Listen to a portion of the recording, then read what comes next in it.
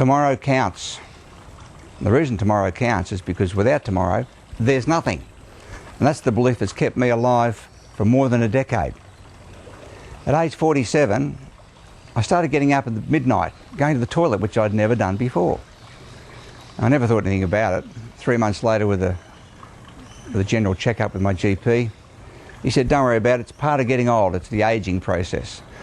And then 6 to 8 months later, I'm getting up at midnight, 2, 3 in the morning. That was the only sign I ever had. So my GP sent me to have a PSA test. I thought PSA was something about inflating your tyres. And it came back at a score of 12. I didn't know what that meant. I pretty quickly found out what it meant. They said, leave it for a month, we'll see if it might be a misreading. A month later, it went to 14. They sent me for a biopsy.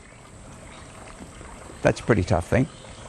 Biopsy came back with a Gleason score. That's an aggression score of 7 out of 10, which means, in simple terms, I was in trouble.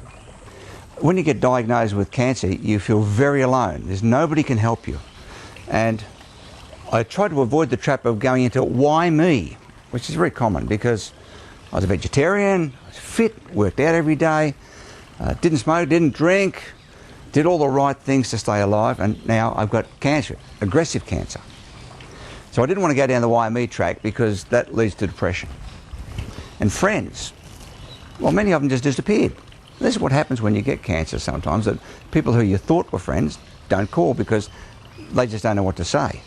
Like, how you going? They don't answer that question because they mightn't like the answer. And so some of them just don't ring, and some I've never seen again. As it turns out, they weren't really friends, I just thought they were. But you will collect a new group of friends, people that you probably don't know now, who will become your best friends. And they become true friends. The point is that you make a decision that you're going to live. And many people diagnosed with cancer make a decision that they're probably not going to live there. They're probably going to die. And the important thing here is that whatever you think is likely to be the outcome.